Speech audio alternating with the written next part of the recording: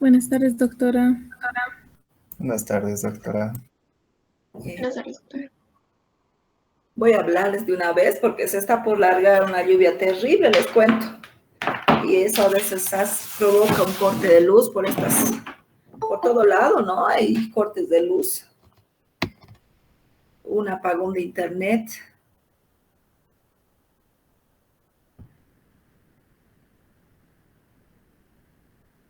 ¿Ah?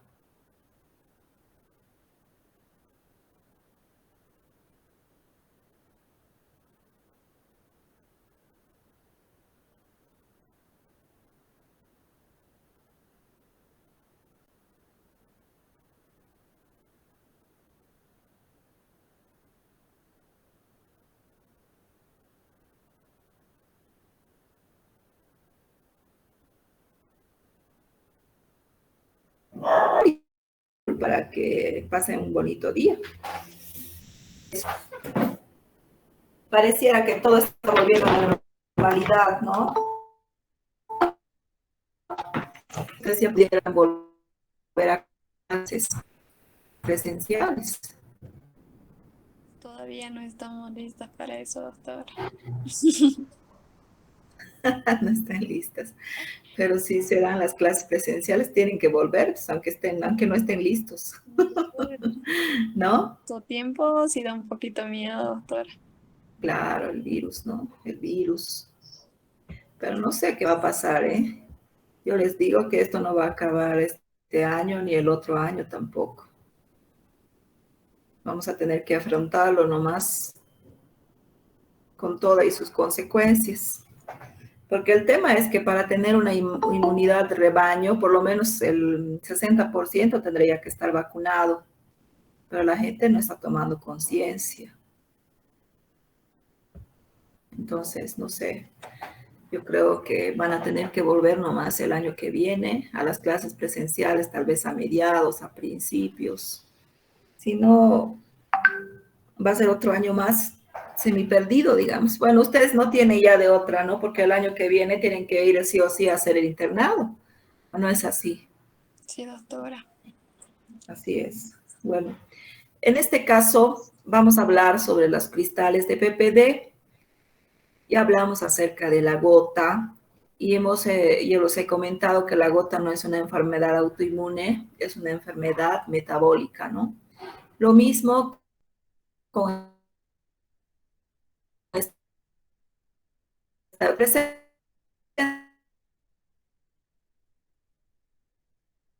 sobre todo en personas. Es muy parecido a la gota, pero la diferencia es que se producen calcificaciones. Y otra diferencia que tiene de la gota es que no hay tofos, ¿ya? No hay tofos. Entonces, esta enfermedad es bastante complicado de hacer el diagnóstico, ¿no? Sobre todo hay que ver los daños radiológicos que se presentan en este tipo de patología.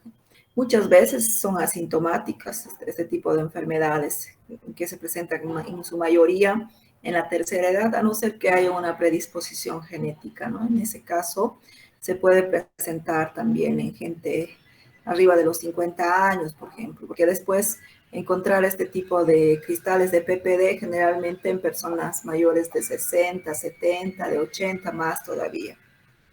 Se sospecha de este tipo de cristales cuando las artrosis son muy agresivas, porque normalmente hay enfermedades degenerativas, ¿no? Arriba de los 60 años, y en las mujeres arriba de los 50, incluso 40, y así hay una menopausia precoz antes. Entonces, este tipo de enfermedades se sospechan en todos los pacientes que tienen una artrosis muy agresiva, con inflamación articular, formación de líquido articular en rodillas, con pinzamientos prematuros, caderas, columna, entonces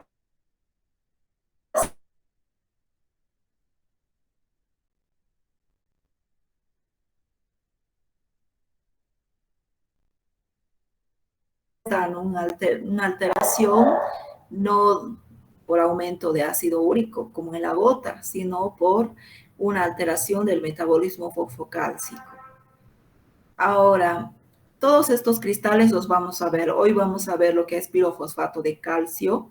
La semana que viene vamos a ver hidroxiapatita y algunos otros cristales, ya para que se enteren qué tipo de cristales provoca artritis en los pacientes. Ahora, generalmente estos cristales se pueden depositar, ¿no? En huesos, cápsula articular, membrana sinovial, cartílago hialino, bursa, en todas las estructuras articulares que ya hemos aprendido cuando hemos llevado la parte de articulaciones, ¿no ve? Entonces, ¿qué son las artritis? Por depósitos de pirofosfato de calcio. Este tipo de cristales generalmente se depositan más en el cartílago hialino o fibrocartílago, por eso también se lo puede encontrar a nivel axial, ¿ya? También provoca calcificación articular, lo que se llama condrocalcinosis. Otras estructuras articulares y extraarticulares puede ser la sinovial, la cápsula, la bursa, los tendones. El hallazgo del cristal en el líquido sinovial se denomina pseudogota. Existen altas asociaciones con la osteoartrosis y con otras artritis microcristalinas. Hay asociaciones negativas con artritis reumatoide, compromete rodillas, tobillos, muñecas, hombros. En realidad, estos cristales se pueden encontrar a veces como un hallazgo, ¿no? En el espacio articular. Pero si un paciente, digamos, con artritis reumatoide tiene una enfermedad metabólica y endocrinológica y algún fallo renal, también puede estar alterado el metabolismo fosfocálcico y se pueden calcificar también, ¿no? Algunas estructuras como la membrana hialina, por ejemplo.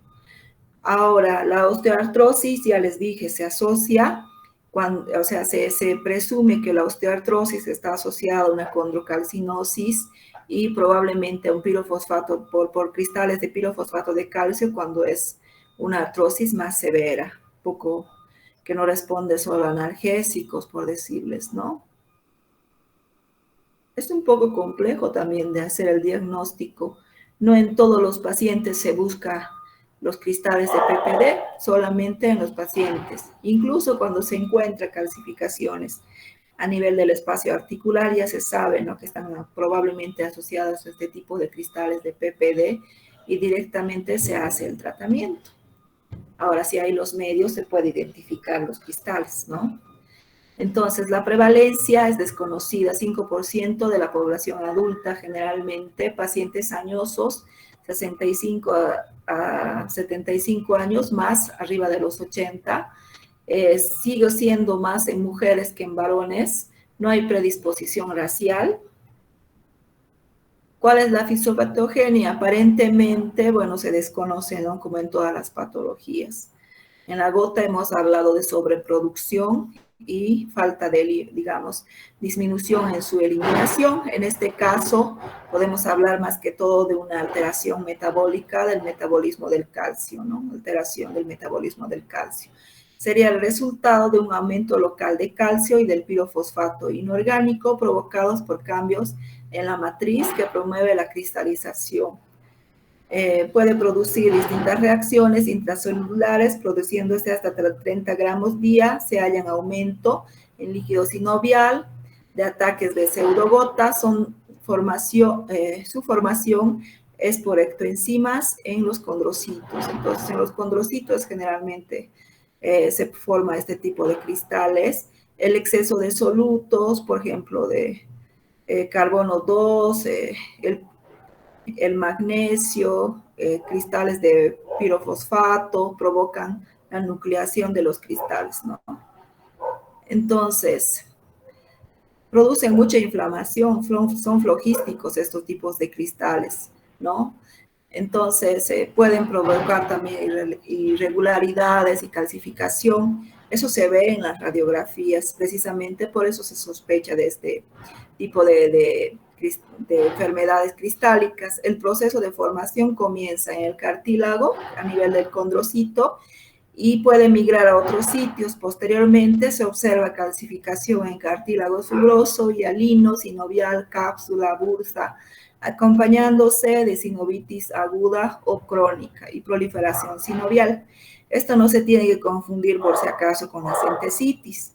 Las entesitis son el punto de inserción del cartílago, ya sea del tendón o del ligamento o de la aponeurosis, ¿no? En este caso van a encontrar la calcificación adentro de la articulación generalmente, ¿ya? O sobre la superficie de la cápsula, no necesariamente en su punto de inserción. Eso es una entesitis y es en el punto de inserción. Pero igual, digamos que produce también inflamación y puede producir proliferación sinovial también, pero obviamente va a tener varios tipos, ¿no? de clínica, no es una sola, por eso es que también es un poco complicado hacer el diagnóstico, pero ya si ya se tiene un diagnóstico, se hace el tratamiento. Incluso en las artrosis agudas, en las artrosis, digamos que son muy, muy severas, ya se piensa ya que está agregado un cristal o tiene un tipo genético más complicado, entonces se puede también utilizar, digamos, ciertos medicamentos, ¿no? En este tipo de pacientes. Pueden ser, se clasifican, ¿no? Pueden ser esporádicas o idiopáticas, tipo A, pseudogota, tipo B, pseudoartritis, reumatoide, esos generalmente son bastante inflamatorios. Tipo C y D también puede ser, que puede ser como una especie de pseudo-osteoartrosis. Tipo E, lantónico o asintomática. Tipo F, pseudoartropatía neuropática. La pseudoartropatía neuropática, la artritis neuropática la vamos a ver después. Es una deformidad donde el paciente generalmente no tiene dolor, ¿no? Y eso pasa generalmente en pacientes que tienen algún problema neurológico o una neuropatía diabética también.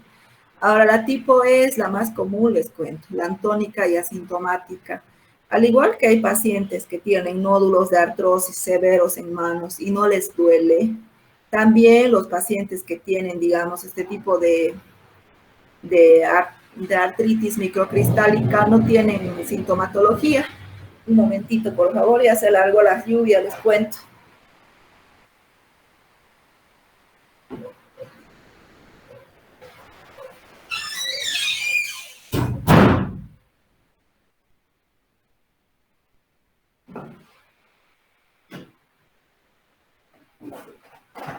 Entonces, como les estaba comentando, varias formas de clasificación, ¿no?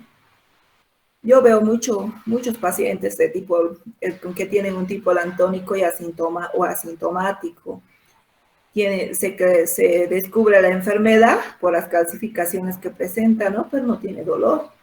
Y otros pacientes que sufren, que constantemente tienen inflamación articular, hay que sacar líquido, hay que infiltrarles, pero obviamente son consideradas como artritis seronegativas también, ¿no? Pero al encontrar las calcificaciones, uno ya sabe que es una enfermedad metabólica por la alteración en el metabolismo fosfocálcico del calcio, ¿no? Entonces lo trata como tal. Ahora, hay otra forma de presentación que son las familiares o hereditarias, porque este tipo de enfermedades, de estas alteraciones microcristálicas también se pueden heredar.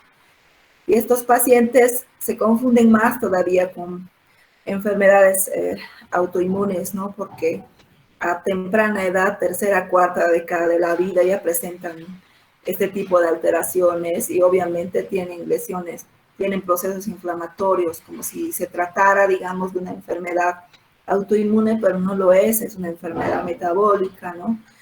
Eso se va dando cuenta porque el paciente responde rápido al tratamiento antiinflamatorio, incluso al inmunomodulador en bajas dosis, entonces prácticamente hace una remisión así en corto tiempo, entonces uno ya sabe que probablemente se sospecha, ¿no? Si no se puede hacer el diagnóstico de que este paciente tiene una enfermedad microcristálica, probablemente tal vez hereditaria por PPD, y se va investigando en la familia y el paciente a veces confirma. También asociada a enfermedades metabólicas o endocrinas, que es lo más común, ¿no? Como la hemocromatosis, hiperparatiroidismo, hipotiroidismo, la hipomagnesemia, hipofosfatasia, amiloidosis, gota, displasia espondiloepifisiaria, por ejemplo. Todos los pacientes que tienen alguna enfermedad metabólica, como la diabetes, también pueden tener este tipo de enfermedades microcristálicas, no solamente asociarse a gota, ¿no? Ahora, ¿cómo es la presentación clínica? Igual que en la parte de la clasificación, ¿no? Puede ser una sinovitis aguda o sinovitis crónica o solo pueden ser hallazgos radiológicos, como las asintomáticas, ¿no? Entonces, puede presentarse como una pseudogota, pero la diferencia de la pseudogota es que no tiene ¿cómo se dice? Tofos, no se forman tofos en los pacientes que tienen este tipo de microcristálicas. Tipo B, pseudoartritis reumatoide, generalmente más se sospecha, o sea, son más complicados de diagnosticar en los pacientes jóvenes, ¿no? Pero este tipo de artritis generalmente es, digamos, asimétrica, a veces se limita a una sola articulación, entonces responden rápido a las infiltraciones incluso, entonces ahí se va sospechando que pero tal vez tenga una microcristálica. A veces los pacientes con enfermedades inflamatorias a nivel articular pueden ser un mito hasta cierto tiempo, ¿no? Cuando uno ve más claramente la sintomatología.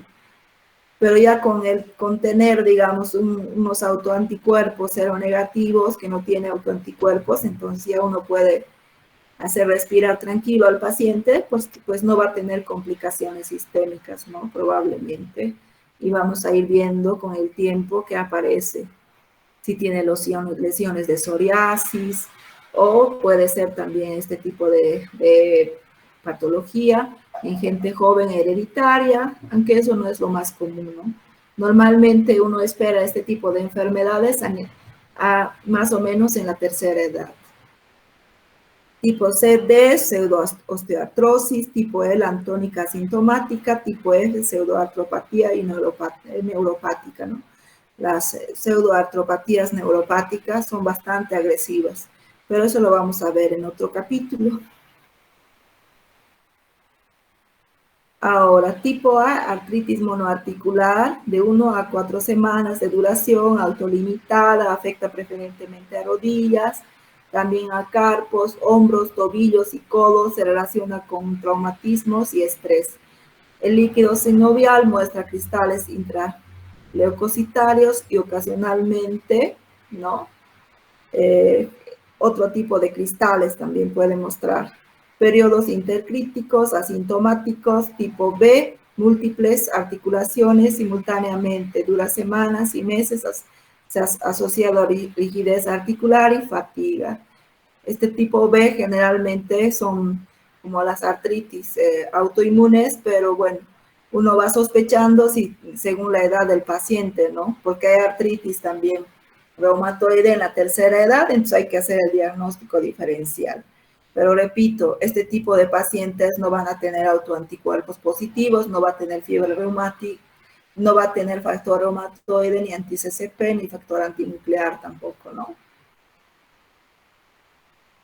Ahora, la tipo C y D serían las más frecuentes. Mujeres generalmente afecta rodillas, también metacarpofalángicas, puede afectar carpos, caderas y hombros, sinovitis agudas o crónicas, frecuente deformidad articular, germo-varo, bilateral de rodillas.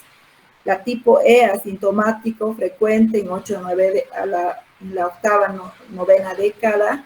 Hallazgos en radiografía que pueden ser calcificación en meniscos, ligamento triangular, sínfisis pubiana.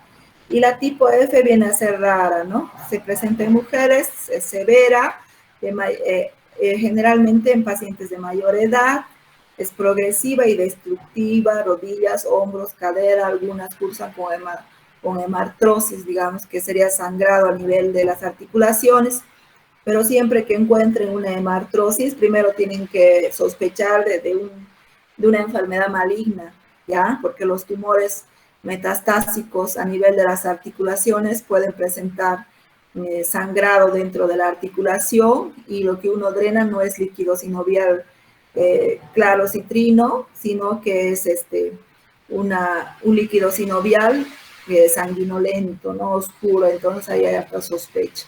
La tipo F, la verdad, nunca lo he visto, pero sí, en los pacientes que tienen una artrosis no muy común en su presentación, entonces se sospecha. En realidad, todos los pacientes mayores que tienen problemas sobrepuestos de salud, como por ejemplo problemas hormonales o problemas como de diabetes o problemas en la alteración del metabolismo fosfocálcico por algún fallo renal, tienen este tipo de afectación articular.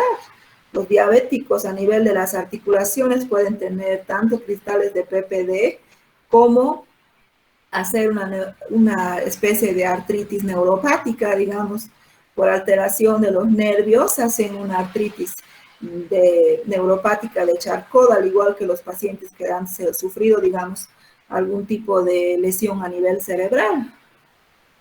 Y no sienten dolor, eso es lo más curioso, no tienen nada de dolor y la articulación se va anquilosando, ¿no?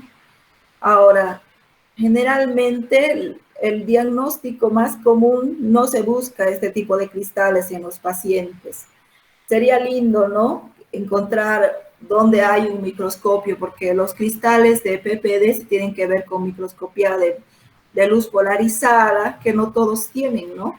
Porque es más pequeño que los cristales del urato monosódico. Entonces, no se busca normalmente este tipo de cristales, ¿ya? Entonces, la radiografía es la que más nos muestra que hay condrocalcinosis o si, digamos, calcificación de los tendones o membrana hialina. Entonces, ahí nos damos cuenta de que tiene este tipo de enfermedad.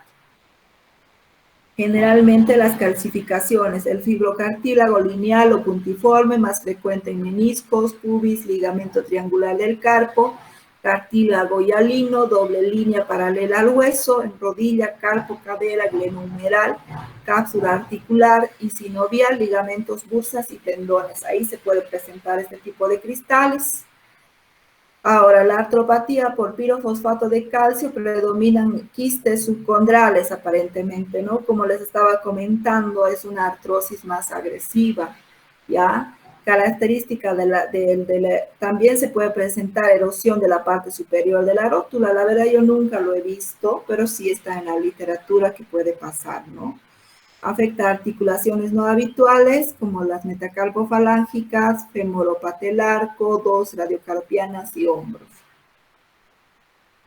Entonces se puede encontrar calcificaciones, ¿no? Tanto a nivel de la cadera, también en la sínfisis del pubis, en las rodillas, en los espacios articulares. Acá no se nota muy bien por la imagen, pero tengo otras que les voy a mostrar ahorita, donde sí se ve, ¿no? Acá también, miren, a nivel de la metacarpofalángica. En realidad, las calcificaciones se forman en el espacio articular, ¿ya? Acá, como les estaba comentando, miren, las calcificaciones, ¿no? Cerca de los meniscos. Acá también en la rodilla, en la parte posterior, digamos. Y no siempre son dolorosas, también en el hombro pueden aparecer, en las manos, ¿no? A este nivel. Entonces, y la artrosis es más agresiva generalmente. También a veces tienen acompañado problemas de mineralización ósea, ¿no? Es una enfermedad metabólica esta también. Entonces, los cristales tienen formas rectangulares, a veces romboidales también pueden ser. Generalmente se puede observar su forma rectangular y su escasa o nula birefringencia cuando el cristal está paralelo al eje compensador, adopta un color azul, se tiene que ver con microscopía de luz polarizada, ¿no? Entonces, ¿qué se pide en laboratorio? Hay que pedir el metabolismo fosfocálcico, ¿no? Si está bien, hay que pedir calcio, fósforo, magnesio, hacer una calciuria probablemente, por ahí es hipoeliminadora de calcio, no al revés, ¿no? Entonces también en este punto quiere tocar un poco la medicación de los pacientes. No cualquiera tiene que tomar calcio, siempre hay que saber cómo está el estado fosfocálcico del paciente, ¿no? No es darle por darle. Sobre todo tener cuidado con los fijadores de calcio. Los fijadores de calcio solo se da a los pacientes que tienen osteoporosis y hay que controlar con metabolismo fosfocálcico, ¿ya? Entonces, el líquido sinovial, digamos, generalmente ya les va a dar inflamatorio, ¿no? Aparece inflamatorio, pero no va a haber tantos, digamos, glóbulos blancos como para pensar en artritis séptica. Entonces, pero se puede confundir con una enfermedad inflamatoria. Por eso es que se inflama también la articulación y uno puede sacar jeringas y jeringas de líquido sinovial también en este tipo de pacientes. Pero no es lo mismo sacarle un montón de líquido sinovial a un paciente de 30, 40 años, ¿no? Que a una persona mayor de 70. Entonces, vean ustedes la diferencia. En la edad uno puede saber que probablemente ese paciente tiene algunos cristales de PPD por ahí dando vueltas, ¿no? Ahora, los cristales son intracelulares, generalmente tienen polarización positiva, pequeños, de 2 a 10 micrones, rectangular, romboidal o amorfo puede ser. Tiene leve birefringencia, ángulo de extinción de 15 a 20 grados, tiñen de color rojo alizarina generalmente. Ahora, cuando están muy aumentados, puede aparentar una gota, ¿no? Por eso se les llama pseudogota. Ahora, ¿cuáles son los criterios de diagnóstico? Cristales en líquido sinovial o biopsia de membrana hialina se puede hacer. Cristales por microscopía óptica, típicas calcificaciones en radiografía, artritis aguda de rodilla con grandes articulaciones, artritis crónica de rodilla, cadera, carpos, codos, hombros, metacarpofalángicas, con o sin exacerbaciones agudas. Yo les digo, si hay, digamos, una artritis aguda en rodillas y grandes articulaciones, más las típicas calcificaciones en radiografía, ya está, ¿no? Porque si quieren ustedes aislar los cristales, hacer la biopsia, ya es un método invasivo. Entonces hay que ver en quiénes que realmente hay que hacer el estudio para ver si tiene o no estos cristales. A un paciente asintomático, obviamente no te va a permitir hacerle nada, ¿no? Porque no le está doliendo. Pero en un paciente que es muy sintomático y tienes dudas, puedes buscar los cristales, ya sea por biopsia o por aspiración de líquido sinovial, ¿no? Y buscar dónde se lo pueden hacer, ¿ya? Ahora, diagnóstico certero, tipo 1 y A, digamos. A y B son diagnósticos certeros, ¿ya? Y los otros no se descartan, siempre son posibles, ¿ya? Ahora, la diferencia, como les estaba diciendo, definida, criterio 1, 2A y B, no probable, criterio 1A o 2B, posible, criterio 3A y 3B, de todas estas manifestaciones clínicas, nada se descarta. Todo paciente que tiene una osteoartrosis agresiva, aunque no tenga calcificaciones, se sospecha de este tipo de enfermedades. Sobre todo si se cura y luego está bien mucho tiempo sin tratamiento y otra vez vuelve con su inflamación articular y es una persona de la tercera edad, entonces probablemente ese es el problema. Entonces, hay unas diferencias con osteoartrosis, ¿no? Supuestamente sitios no frecuentes, en rayos X hay pinzamiento articular aislado, erosión superior de la rótula, cuando hay muchos quistes subcondrales, degeneración progresiva o severa con colapso óseo subcondral, microtraumatismos, inconsistente formación de osteofitos, calcificación de tendones de Aquiles, tríceps, esqueleto axial, quistes subcondrales, desacroilíacas, interapoficiarias, calcificaciones discales. Todo eso se puede presentar también, les cuento, en pacientes que tienen, digamos, una osteoartrosis de tipo hereditaria. Hay varios tipos de artrosis. Cuando veamos artrosis vamos a ver y no van a ver diferenciar, digamos, van a pensar que todos tienen cristales de PPD. ¿no? Entonces, yo les digo que lo mejor siempre es tratar al paciente directamente, ¿no? Si tiene una osteoartrosis agresiva, siempre hay que pensar que probablemente tiene una microcristálica incluida dentro de su patología, entonces hay que tratar, ¿no? En lugar de estar buscando tantos diagnósticos, ya ahora si tiene condrocalcinosis, entonces obviamente ya es una PPD, aunque no tenga los cristales. Ahora, si puedes buscar los cristales, mejor, ¿no? Ahora, ¿cuál es el tratamiento? Siempre sintomático. En ataques agudos se puede hacer artrocentesis, infiltración de glucocorticoide, que es lo que generalmente yo hago más, sobre todo si son tercera edad y les he sacado líquido sinovial de la rodilla en cantidad, los he mandado a cultivar, no he encontrado germen, todavía no puedo hacer cristales, pero veo, digamos, después la evolución de la infiltración, si se resuelve por mucho tiempo, entonces probablemente también esté comprometida algún cristal, ¿no? Pero obviamente sangre también para ver si no tiene ácido úrico elevado. Ahora, reposo articular, se utiliza AINES, dosis bajas de colchicina, se puede utilizar como en gota. En ataques repetidos, colchicina, aunque no se puede utilizar la colchicina mucho tiempo, no es muy hepatotóxico, entonces produce problemas gastrointestinales severos también, entonces por ahí una semana, 2 semanas sí se puede usar la colchicina. Ahora, fisioquinesioterapia también se puede utilizar en estos pacientes y obviamente si hay una anquilosis siempre tratar de que el paciente tenga algún tipo de cirugía, ¿no? Estas son las imágenes que quería mostrarles. Miren a nivel del codo las calcificaciones, ¿no? Los condrocalcinosis acá igual. A nivel de la rodilla, esta imagen se ve mejor, ¿no? Lo mismo a nivel de la cadera se puede presentar y estos son los cristales de pirofosfato de calcio. Con rojo de alizarina mejor. Vean la diferencia, ¿no? Cristales de PPD versus cristales de urato monosódico que son hechos que se producen en gota y que se pueden ver en fresco incluso solo con microscopía óptica. Entonces, vean ustedes, ¿no?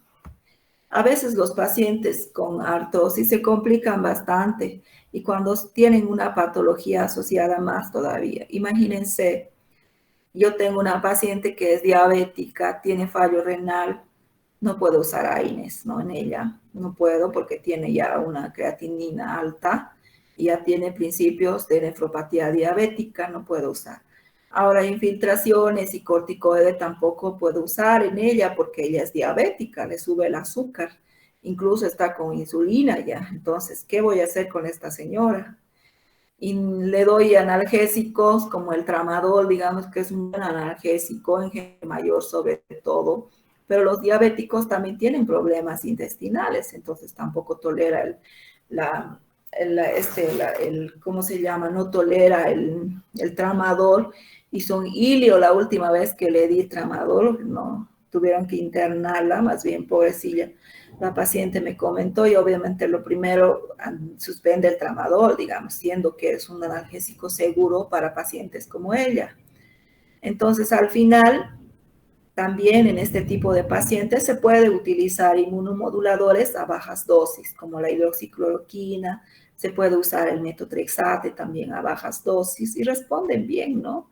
Esta señora, por ejemplo, la tengo con metotrexate hace tiempo, hace años ya la tengo con metotrexate y la verdad está muy bien, ha respondido muy bien al tratamiento. Obviamente es un inmunomodulador, hay que controlarlo, ¿no? Porque ante todo el inmunomodulador si está diseñado para enfermedades autoinmunes, también recuerden que dentro de sus efectos, de su fisiopatogenia, digo, de su mecanismo de acción, actúa contra el proceso inflamatorio, sobre todo, ¿no? Actúa contra las citoquinas, migración de polimorfonucleares, todo eso, ¿no? Tanto la hidroxicloroquina como el metotrexate. Bueno, la eflunomida, la verdad, no lo he usado pero esas dos a dosis bajita y controlando su toxicidad, sí. Y esta señora va muy bien porque ya estaba postrada y no podía ya caminar. Entonces, imagínense, ¿no? Entonces, siempre en este tipo de pacientes también que tienen, digamos, agregado un cristal de PP de tercera edad, anticoagulados a veces, donde no se puede utilizar corticoide porque ya tienen varias enfermedades, entonces se puede usar ese tipo de medicación. ¿Ya? ¿Alguna pregunta? ¿Hola? No, doctora. No, doctora. Claro.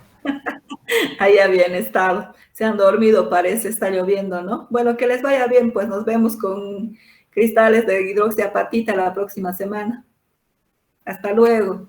Hasta luego, Hasta doctora. luego. Hasta luego, doctora. Gracias. Hasta luego, doctora.